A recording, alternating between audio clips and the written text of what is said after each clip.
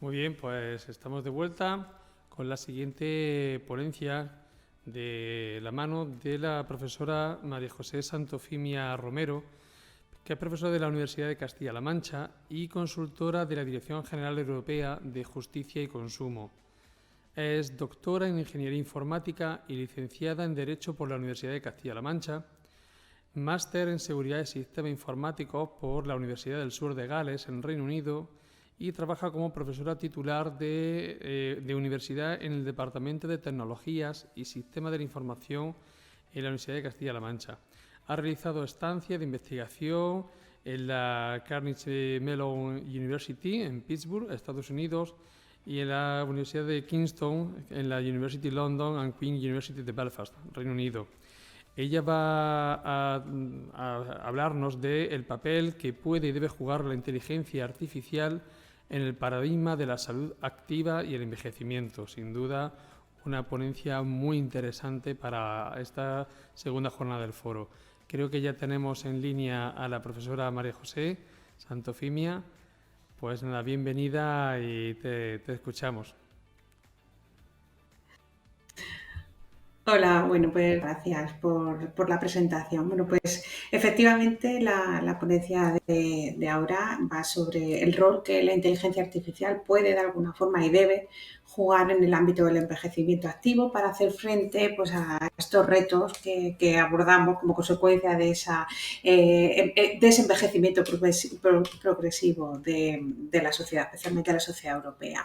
Bueno, pues un poco a modo de resumen, gracias por la introducción anterior, pues efectivamente trabajo en la Universidad de Castilla-La Mancha y me parecía interesante resaltar estos 3 puntos, ¿no? He trabajado como experta en el grupo de expertos de la Comisión Europea que ha trabajado en elaborar un borrador sobre la opinión que un grupo de expertos de diferentes ámbitos tenemos sobre los retos que se abordan desde el punto de vista de la seguridad de productos, ¿no? Cuando se pone un producto en el mercado, pues a día de hoy ya tenemos resuelto las cuestiones como certificar que ese producto es seguro, pues sobre todo, por ejemplo, juguetes que se ponen en el mercado, ¿no? Para los niños, en Europa tenemos la garantía de que esos juguetes son seguros y si no lo son, pues que existen los mecanismos para retirarlos del mercado.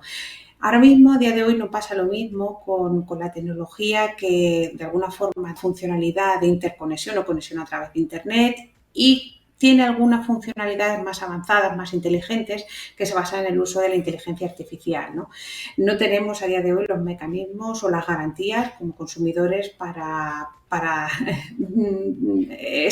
de alguna forma tener esa garantía de que esos productos son seguros. Pues en eso es en lo que hemos trabajado y que está de alguna forma relacionado con la charla que daré hoy.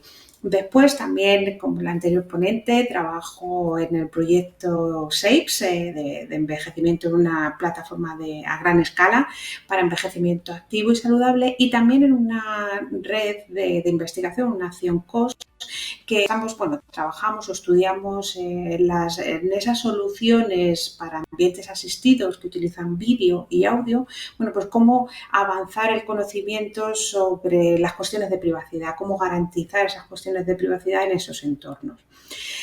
Pues sí que me gustaría también, bueno, dejarles aquí unos enlaces a los canales, las redes sociales del grupo donde pueden seguir los avances en estos proyectos y en otros proyectos en los que estamos trabajando actualmente. También, como el anterior ponente, pues me gustaría partir de la base de que vamos a quitar o queremos quitar esa connotación negativa que parece que tradicionalmente ha tenido el envejecimiento. Y quería empezar con la cita de Aston Applewhite que dice en una charla TED que el envejecimiento no es un problema que tenemos que arreglar, tampoco es una enfermedad que tengamos que curar, sino que es algo natural y es algo que ofrece grandes oportunidades. Es ahí donde quiero incidir, ¿no? Cómo se abre una serie de oportunidades en el ámbito tecnológico, en el ámbito de la inteligencia artificial, que debemos aprovechar para dar respuesta a esas necesidades que surgen como consecuencia de ese cambio en la estructura poblacional. Vale, no es un problema, pero es innegable que de alguna forma plantea una serie de retos. Hay que abordar cuestiones que hasta ahora no eran necesarias. Y utilizaba él para identificar o de alguna forma agrupar dimensiones, cuáles son las principales dimensiones de esos retos, utilizaba el Green Paper on Aging, que es un documento que ha publicado la Unión Europea este enero de 2021, donde de alguna forma abordaba esta cuestión, el análisis de esos retos a los que debemos hacer frente. Los podemos agrupar en tres grandes dimensiones. Por un lado, la dimensión salud. Salud no solo física, sino también salud mental. Y el reto ahora no es solo alargar la esperanza de vida, vivir más años, sino vivir más años con buena salud, tener más años de vida de calidad. Y ahí es donde la tecnología tiene que jugar un papel fundamental. Por otro lado, tenemos el ámbito laboral, el trabajo, que de alguna forma no está desacoplado de la cuestión salud, sino que está interrelacionada, ¿no? Peor salud, pues menor rendimiento en el trabajo, o en concreto la cuestión que el reto aquí es esa salida temprana del ámbito laboral, principalmente derivada de esos problemas. Esto plantea retos no solo evidentemente porque el cambio en la estructura de la población implica que va a haber que pagar más pensiones, eso es un reto innegable, pero por otro lado, bueno, asociado a que habrá menos gente joven, ¿no?, para sustentar ese sistema de pensiones, pero es que por otro lado también parece que pasa desapercibido ese reto que va a suponer la jubilación de esa generación de los baby boomers, donde vamos a perder estamos a punto de afrontar la pérdida de una gran cantidad de know-how, de conocimiento, ¿no? Esa experiencia de esa gente que ha estado muchos años en el mercado laboral y que estamos a punto de perder. La tecnología ahí también debe jugar un papel clave en retener ese conocimiento de alguna forma. Y luego otra tercera dimensión, que es el de las necesidades crecientes, ¿no? Van a surgir nuevas necesidades que hasta el momento, bueno, pues no eran tal, y la cuestión ahora es si estamos en posición de abordar o dar respuesta a esas necesidades.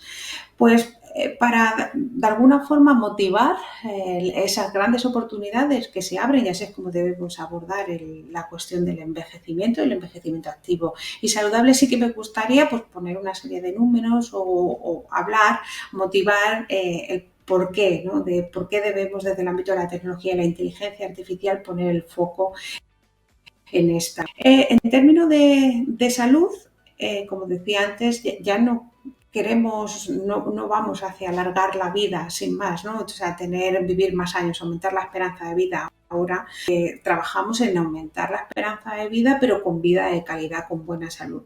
Si en 2019, si la esperanza de vida estaba bueno, por ejemplo, en Bulgaria en los 78,8 años, en España en 86,7 años es la esperanza media de vida. Si vemos la proporción o hasta qué edad se vive con una buena calidad de vida, con una buena salud, en la Unión Europea hablamos en torno a los 65 años. O sea, que podemos decir que el 80% de nuestra vida disfrutamos de una vida con una buena salud. Pues el foco debe ir en este sentido hacia aumentar esa esperanza de vida, de aumentar esa esperanza de buena salud, ¿vale? Aumentar la buena salud. ¿Cuáles son los problemas principales de salud o cuáles son esas cuestiones que nos hacen reducir esos años que no tenemos esa vida?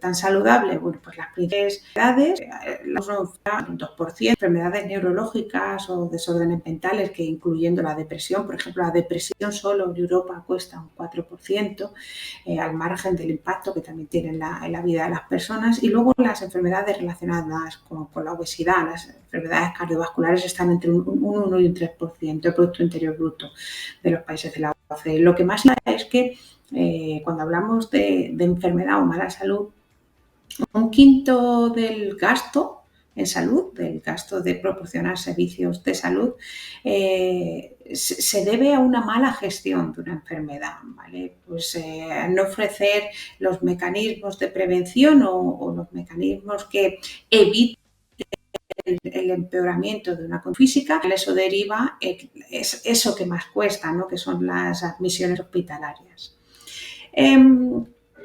Como comentaba antes, también la salud está estrechamente relacionada con esa segunda dimensión que quería tocar, ¿no? El tema del ámbito laboral.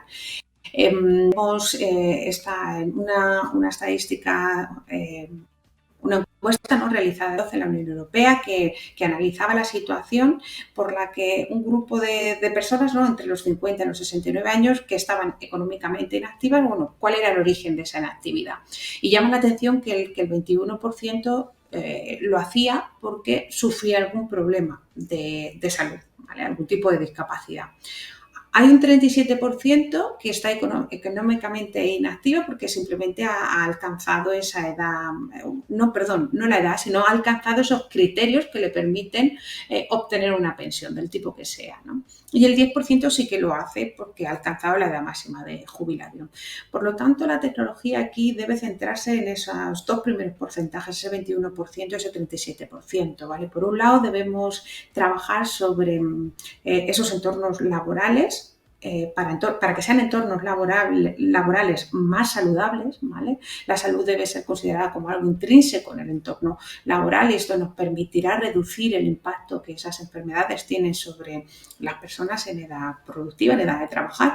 Y luego, por otro lado, también ese 37% de personas que, bueno, simplemente cumplen los criterios para recibir algún tipo de pensión. ¿Por qué lo hacen? Son personas que sienten que el entorno laboral ya les exige, es demasiado exigente, la sobrecarga, simplemente nuevas tecnologías y personas ya casi muy próximas a su edad de jubilación, que tienen mucho que aportar todavía al ámbito laboral, pero que el entorno tecnológico pues no se ajusta, ¿no?, a su experiencia pasada. Debemos trabajar también en conseguir adaptar esa nueva situación para, bueno, permitir que las personas que deseen permanecer activas lo hagan la mayor parte, lo hagan, ¿no?, cuanto deseen. Por otro lado, hablar también de salud en el trabajo, pues de alguna forma es hablar de condiciones crónicas, ¿vale? Condiciones crónicas o la multimorbilidad o comorbilidad, como la presencia de dos o más enfermedades crónicas. Supone la muerte prematura de personas en edad de trabajar, de más de medio millón de personas, ¿vale? En la Unión Europea, además, el impacto económico es de un 0,8% sin tener en cuenta pues la baja productividad o problemas relacionados, ¿no?, con esos días por enfermedad que se deben pedir sin tener en cuenta esas cuestiones, ¿no? Cuesta ese 0,8%. Y ponía el caso en concreto, bueno, pues de estos desórdenes musculoesqueléticos o incluso el de la depresión, un 2%, la depresión un 1%. O sea, las enfermedades crónicas tienen un impacto importante en la salud, pero también en el ámbito laboral.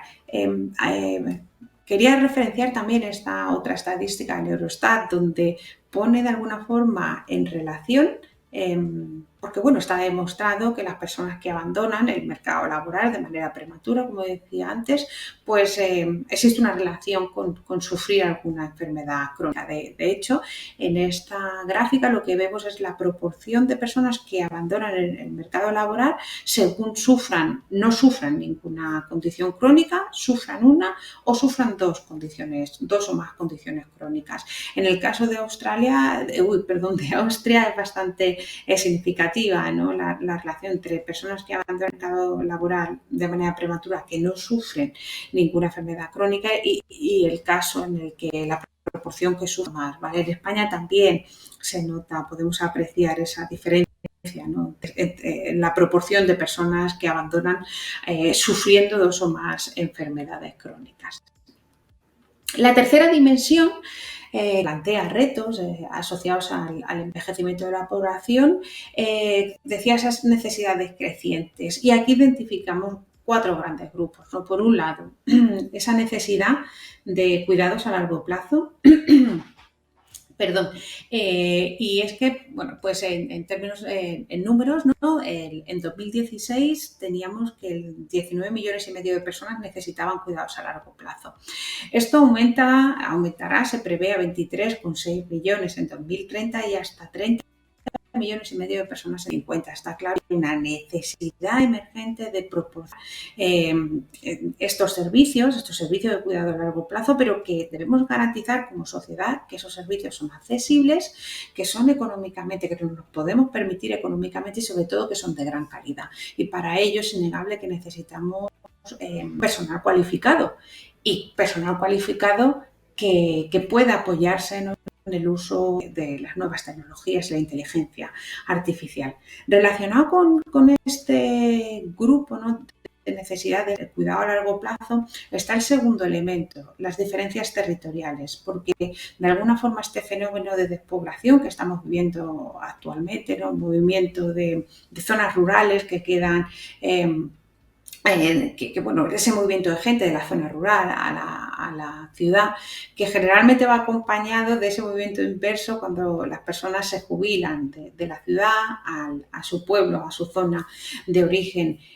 Plantea el reto de que esos servicios, esas necesidades a las que va a haber que dar respuesta, pues no hay personal cualificado para dar respuesta a estas, o simplemente las instalaciones no son económicamente viables. Las instalaciones que se requieren aquí, por ejemplo, comentaré después cómo nos podemos apoyar en las nuevas tecnologías, ¿no?, en la inteligencia artificial, pues para desarrollar en concreto, estamos trabajando dentro del proyecto en un sistema de rehabilitación que dé acceso a una rehabilitación o una actividad física con todas las garantías, como si es un centro de fisioterapia asistido por fisioterapeutas. Ahí es donde debemos incidir, ya que económicamente puede que no sea viable construir un centro de fisioterapia o de rehabilitación, pero sí que las nuevas tecnologías nos ofrecen unas posibilidades que hay que aprovechar. Otro de esos retos es el de la movilidad, la accesibilidad. Pues al final, dentro de unos años, será una realidad que junto con esa edad avanzada, ¿no?, de la gente que necesita moverse de un sitio a otro, pues lleva aparejada también unas necesidades, unas características en cuanto a movilidad reducida, ¿vale? Aquí el coche autónomo seguro que tendrá que jugar, el coche de conducción autónoma seguro que tendrá que jugar un papel fundamental, ¿vale?, para permitir o mejorar la movilidad de las personas mayores, ¿vale?, con una conducción asistida. Y luego, en último lugar, hay que trabajar, ¿no?, esa necesidad de aumentar o trabajar en esa cohesión intergeneracional. Y esto lo hemos visto, lo hemos sufrido, ¿no?, durante esta pandemia mundial. La soledad es un problema que sabemos que ataca principalmente a las personas y que por lo tanto tenemos que poner la tecnología a disposición, pero una tecnología que sea accesible, que sea usable y que por supuesto tenga la aceptación del usuario final, ¿vale? Comentaré también esos sistemas que pueden acercar la comunicación con los seres queridos, con cuidadores, familiares, ¿vale? Vale, pues ya hemos visto de alguna forma a qué debemos hacer frente, ¿no?, cuáles son los retos a los que nos abordamos y el potencial que esto ofrece. Vale, pues vamos a ver qué puede hacer la inteligencia artificial en este ámbito, en el ámbito del envejecimiento activo. Vale, pues en esta dimensión salud, ¿qué puede hacer la inteligencia artificial? Pues la inteligencia artificial puede trabajar en esa prevención y predicción, pero no hablamos de una predicción a 3 niveles, ese nivel primario, secundario y terciario, ¿no? En primero, predir los riesgos, ¿no?, asociados a determinados factores o condiciones que podamos medir en la persona. El objetivo de esa predicción primaria es prevenir la aparición de enfermedades crónicas, pero también una predicción secundaria, que lo que intentamos es prevenir una vez que ya ha aparecido, por un lado, una vez que ya ha aparecido la enfermedad, y predecir esos factores que inciden en el empeoramiento de la situación, y finalmente la predicción terciaria, que va a trabajar de alguna forma en mejorar esa calidad de vida. Cuenta cuál es la situación de salud. Entonces, estos sistemas de predicción deben trabajar, estos sistemas de predicción generalmente basados en técnicas de aprendizaje máquina, de machine learning, ¿vale? Van a trabajar en desarrollar esos modelos de predicción, pero ajustados a cada persona, ¿vale? En el ámbito de la predicción voy a destacar como 3 tecnologías que van a jugar un papel fundamental. Una de ellas es el uso del asistente virtual, ¿vale? Los asistentes virtuales están cada vez más omnipresentes en nuestra vida. Eso es así porque cada vez son más usables, es una realidad que podemos tener una conversación con los asistentes virtuales, con Alexa, con Siri, ¿vale? Casi como tendríamos una conversación con una persona, ¿vale? El lenguaje natural se utiliza como herramienta para ese intercambio de información y es algo efectivamente muy natural y eso es lo que está promoviendo que sea una realidad en casi todos los hogares. Vale, pues ese asistente virtual, esa idea, esa tecnología de asistente virtual puede jugar un papel fundamental en el envejecimiento activo. En tres dominios, ¿vale? Por un lado, sí que me gustaría hablar del ámbito del hogar, donde ese asistente, ya decía antes, bueno, pues es algo común, ¿no? Ese asistente que no solo responde a tus peticiones, sino que debe ir un paso más allá.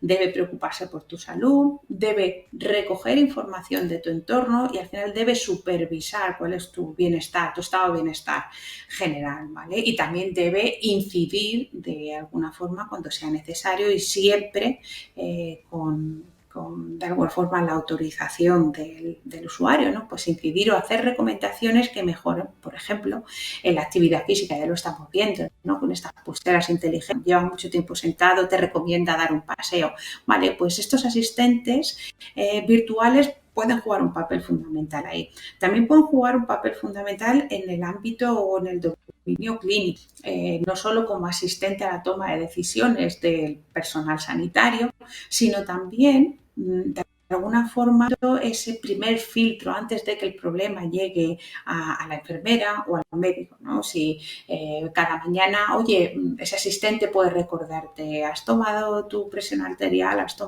medido tus niveles de glucosa, cómo va esa herida que me dijiste ayer que tenías en el pie, ¿vale? Tomar una serie de datos o información general que quede recogida en ese historial clínico y que de alguna forma facilite o simplifique la tarea o la calidad del diagnóstico que se puede realizar en otras dimensiones, ¿vale?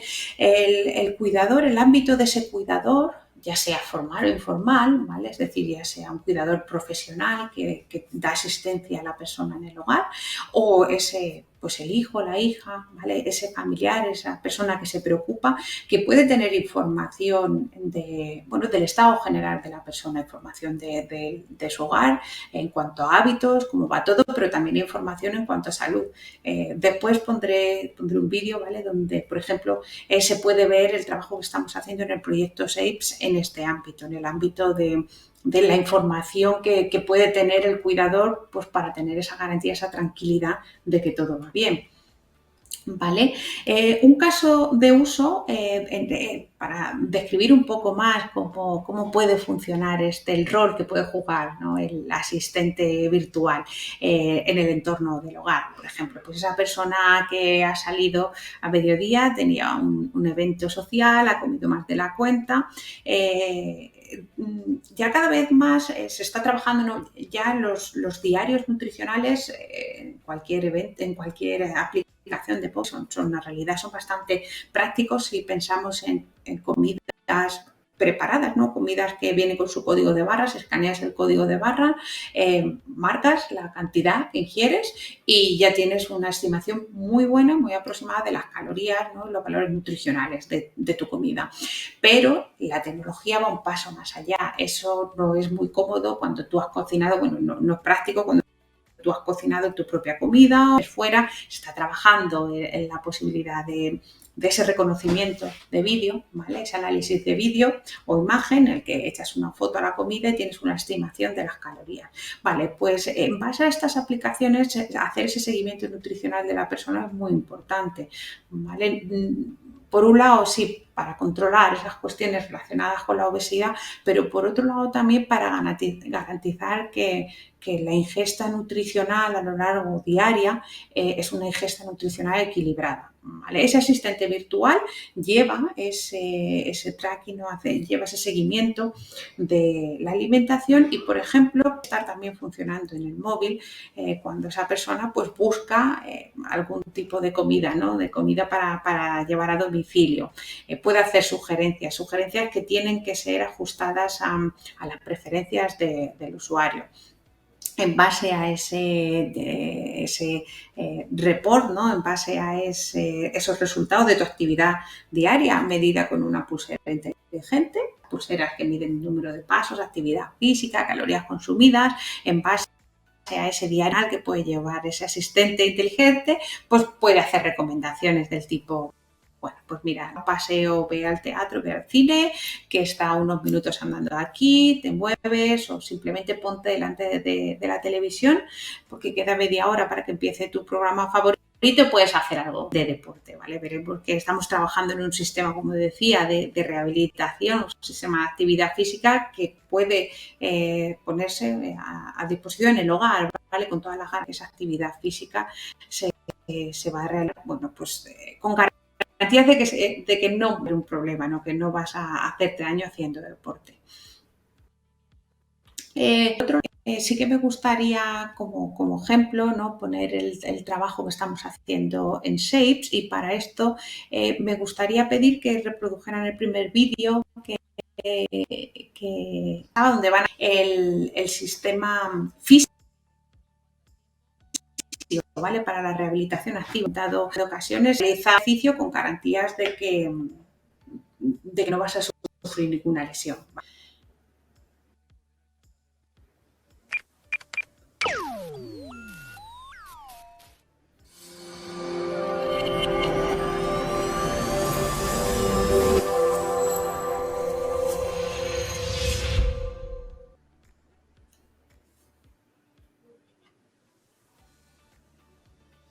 A lo largo del siglo XXI, el índice de envejecimiento a nivel mundial ha aumentado considerablemente.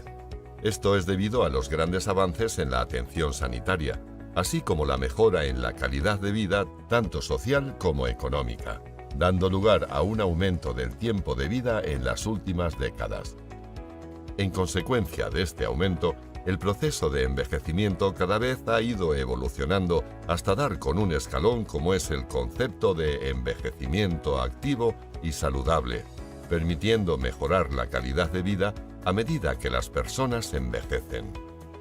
Para un buen cuidado saludable es necesaria una asistencia que facilite el ejercicio físico, la participación social y el bienestar de la persona. Para fomentar el buen proceso de envejecimiento activo en áreas domésticas, se ha propuesto un sistema que consta de una aplicación web para el soporte a la actividad física denominado Fixio. Esta aplicación estará conectada a un servicio de monitorización, registro, supervisión e intervención personalizada de los parámetros relacionados con la actividad y con la salud a través de la pulsera comercial Xiaomi Mi Band 4. Cualquier fisioterapeuta será capaz de poder acceder a la plataforma web con el objetivo de consultar los datos biométricos registrados de sus usuarios finales asignados a través de la pulsera Mi Band 4. Además, tendrá un control de cada una de las rutinas de ejercicios que sus usuarios tendrán que realizar. Esta plataforma también es accesible para cualquier usuario, permitiendo consultar toda información relacionada con sus fisioterapeutas que están a su cargo, así como el recuento de ejercicios o rutinas de ejercicios que éste debe realizar. Además, para poder facilitar la intervención en la realización de actividades del día a día de un usuario, el sistema Fixio contiene un sistema de notificaciones capaz de poder enviar a una pulsera en particular una notificación permitiendo obtener una supervisión y una atención de forma omnipresente. Al mismo tiempo, este sistema permite facilitar la supervisión y el seguimiento de un usuario tanto en la realización de su actividad física como en el cuidado de su bienestar saludable.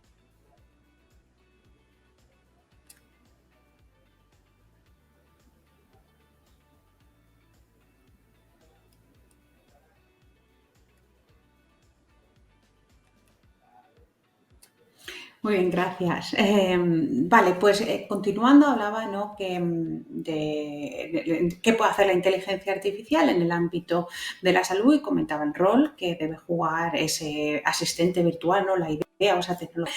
Otra de esas tecnologías que me gustaría destacar es lo que se denomina ahora, dentro del paradigma denominado como medicina 4P, ¿no?, las tecnologías que de alguna forma la soportan. Hablamos de medicina 4P como esa medicina que es preventiva, predictiva, personalizada y participatoria. Y para que esto sea así, bueno, pues necesitamos trabajar en tres ámbitos o tres dimensiones fundamentales. Por un lado, necesitamos garantizar que somos capaces de proporcionar un cuidado integrado, entendiendo por tal, sobre todo en personas que sufren enfermedades crónicas, que los diferentes especialistas que trabajan en su salud, ¿no?, que toman decisiones en su salud, lo hacen de manera coordinada, lo hacen con toda la información posible. Y para eso es fundamental que desde el punto de vista o desde el plano tecnológico seamos capaces de ofrecer esas plataformas que den apoyo a la toma de decisiones conjunta, al acceso de toda la información disponible, ¿vale? Y que de alguna forma se garantice que somos capaces de ofrecer ese cuidado integrado, ¿vale? Pero también es fundamental trabajar en el empoderamiento individual, entendiendo por tal como ese acceso a esa información que va a permitir que la persona haga una mejor gestión de su salud, ¿vale? Por eso decimos que esa medicina, por un lado, va a ser personalizada en cuanto a que, bueno, nos va a permitir ese cuidado integrado, pero también participatoria.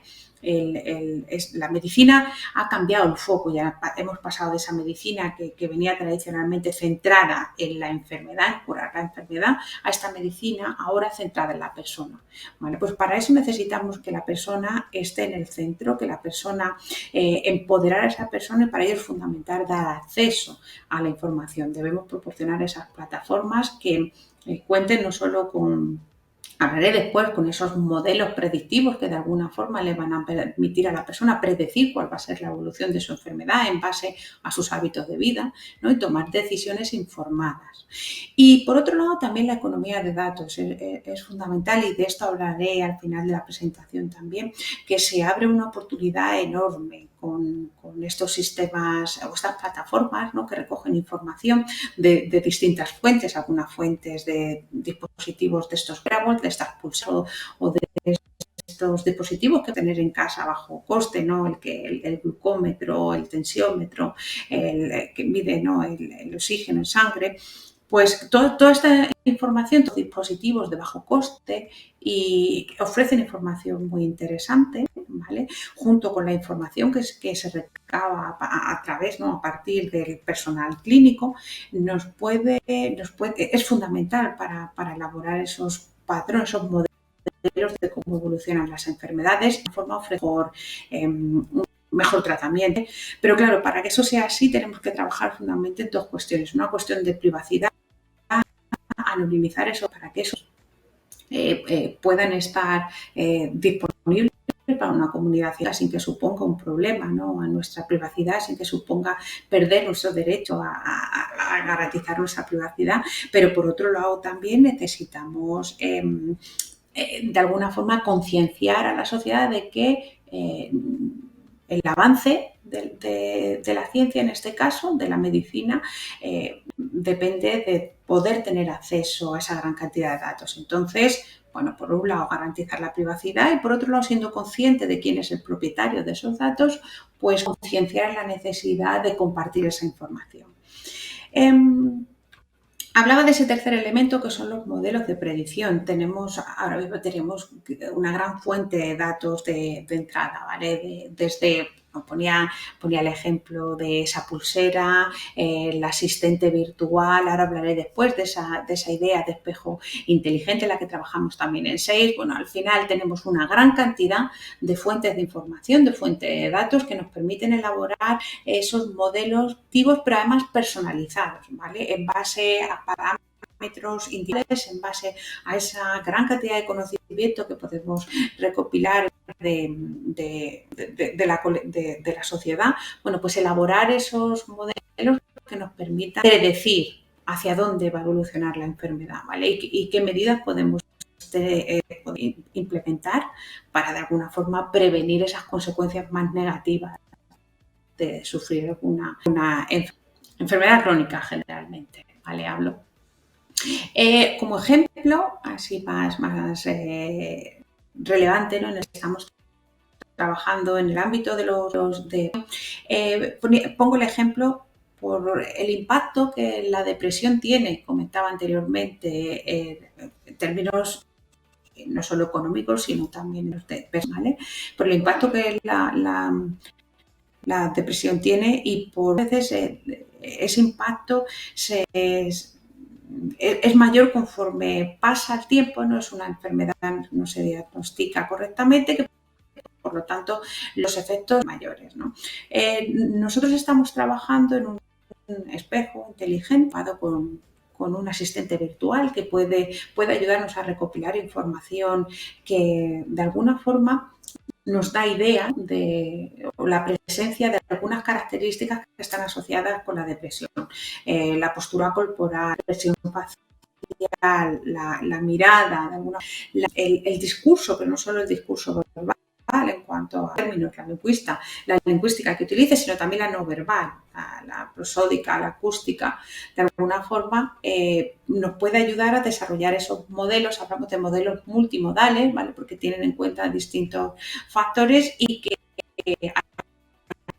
ayuden a identificar de manera temprana esos signos asociados con la depresión. Aquí vemos un caso, bueno, pues digo que con la parte de modelos combina la parte de esa tema como es inteligente y trabaja, incide en una de las cuestiones que tiene un impacto mayor en la salud de las personas. Si producir otro vídeo para que les hagan una idea de cómo es el inteligente en el que estamos trabajando. En este vídeo sí que, bueno, se ve la cámara, ¿no? Que es la que da alguna información de usuario, pero también se ve en el vídeo un entorno interno en la casa que está sensórica, el espejo también, vamos a ver funcionalidad de mecanización, ¿vale? Para prevenir la soledad, tener acceso a un vídeo que es muy intuitivo. Y bueno, pues si pueden repetir el segundo vídeo, se lo agradezco.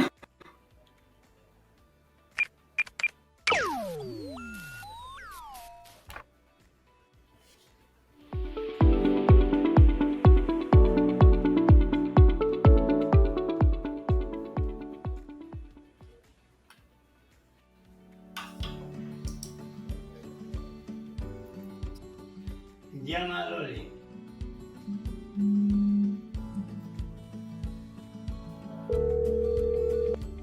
Dígame, Dionisio. Estoy un poquito mareado. ¿Te encuentras mareado? Sí. Bueno, vamos a ver. Voy a ver la temperatura que tienes ahora mismo en el salón. A ver qué tal está. Pues sí está un poquito alta. Vamos a hacer una cosa, voy para allá, ¿vale? No te preocupes. Siéntate en el sofá que enseguida voy para allá. De acuerdo. ¿Vale? De acuerdo, niña. Venga, enseguida voy. Vale. Siéntate. Adiós. Vale.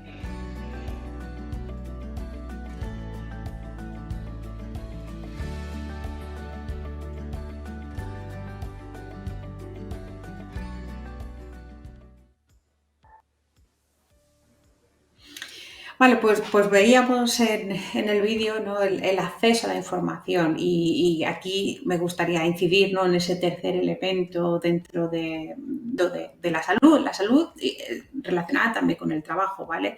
En el ámbito comentaba antes, la necesidad de trabajar en el empoderamiento individual, tener acceso a esos datos, no solo datos con la historia clínica como tal, sino datos de información que nos pueda proporcionar una pulsera inteligente de bajo coste, estas que podemos encontrar en el mercado, pero que nos puede ayudar a ser conscientes de cuáles son nuestros hábitos, en qué podemos incidir, qué podemos mejorar, ¿vale? Y que también puede proporcionar información muy relevante al personal clínico, al personal sanitario sobre cuáles son nuestros hábitos de vida en términos de actividad física, horas de sueño, calidad de sueño, ¿vale? Pues es fundamental proporcionar, o sea, dar acceso a esos datos y hacerlo de una manera intuitiva, ¿no? Veíamos en el vídeo como 4 gráficas muy sencillas donde el cuidador sin conocimientos especiales, ¿vale?, de tecnología, puede acceder a información en tiempo real de la monitorización del hogar o de la persona.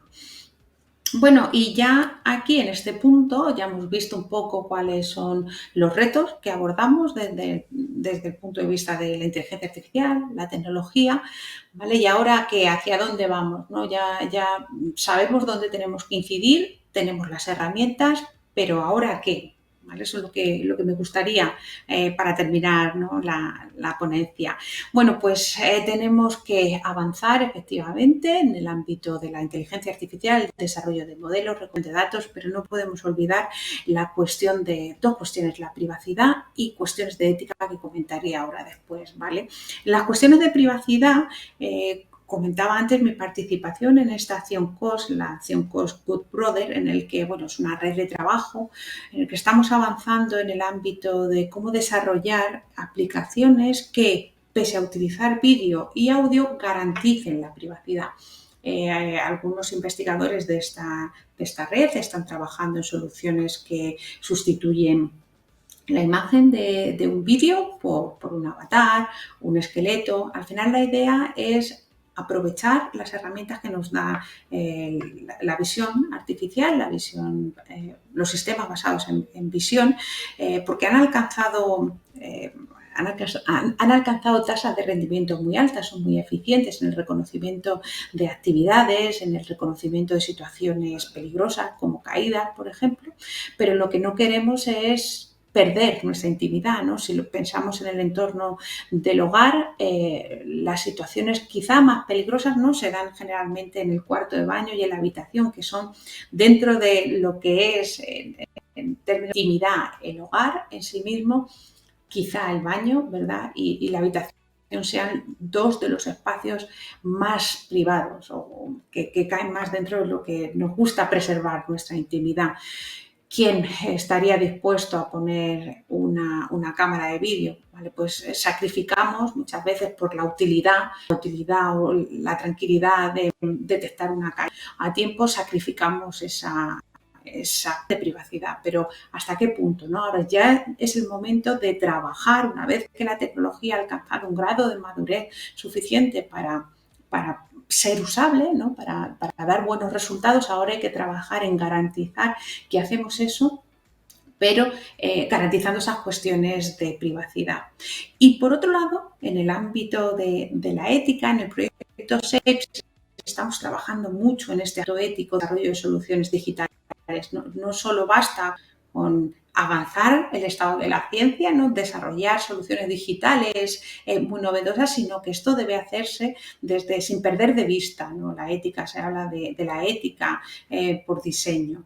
La ética, hay como dos dimensiones de la ética, ¿no? Por un lado, tenemos la regulación, la parte más jurídica, ¿no?, las normas, las leyes, y eso está resuelto, en cierto modo, ¿verdad? Tenemos los derechos fundamentales, tenemos leyes que nos garantizan, ¿vale?, nuestros derechos y que evitan, pues, que podamos sufrir algún tipo de discriminación por sexo, edad, etnia, ¿vale? Eso está resuelto, pero como comentaba al principio de la ponencia, podemos garantizar que esas cuestiones se cumplen en sistemas inteligentes que ponemos en el mercado. En eso es en lo que hay que trabajar ahora. La regulación está ahí, ahora debemos trabajar en cómo implementar esa regulación en los sistemas que se ponen en el mercado, ¿vale? Garantizar que si ponemos un sistema de reconocimiento facial, ¿vale?, pues ese sistema no va a ser utilizado, pues, para aplicar algún tipo de discriminación, ¿vale?, basado en sexo, etnia, ¿vale? Y luego, por otro lado, en el diseño de sistemas, el reto es mucho mayor.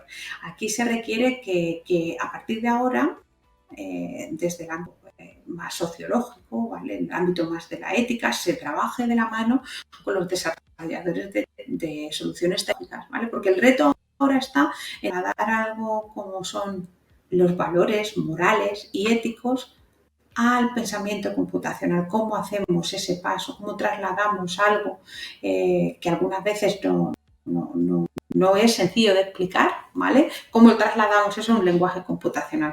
Ese es el gran reto que debemos abordar y que debemos trabajar.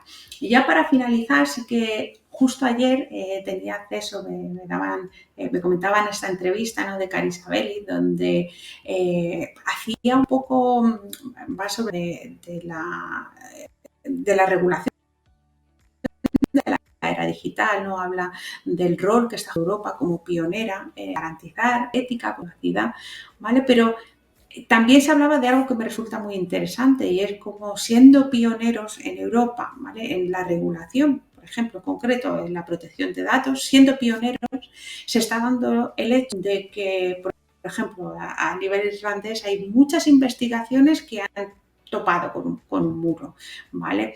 Esta propia regulación no permite, hemos llegado a un punto muerto en el que parece que la ciencia no puede avanzar, ¿no?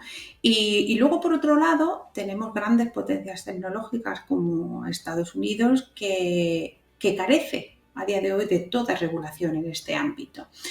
Entonces, bueno, pues para terminar, sí que tenemos que buscar ese equilibrio entre, bueno, seguir avanzando el estado de la ciencia, por un lado, seguir avanzando en tecnología, en inteligencia artificial, por un lado, pero por otro lado, seguir trabajando también en garantizar esa privacidad, esa ética. Es decir, no podemos perder el foco del avance de la ética, ¿vale?, en el avance tecnológico, pero tampoco podemos perder el tren de desarrollo, ¿vale?, que no juegan con las mismas reglas, ¿vale? Y bueno, pues con esto ya termino mi ponencia y nada, agradecerles simplemente la atención y la invitación a participar en este foro.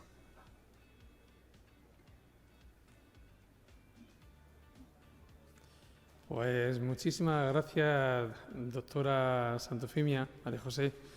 Ha sido un placer tenerte en este foro y poder escuchar todo lo que nos ha aportado respecto a estas cuestiones de inteligencia artificial e incluso también de privacidad y protección de la intimidad de las personas usuarias. Muchísimas gracias y volvemos ahora con la siguiente ponencia en unos minutos. Muchas gracias.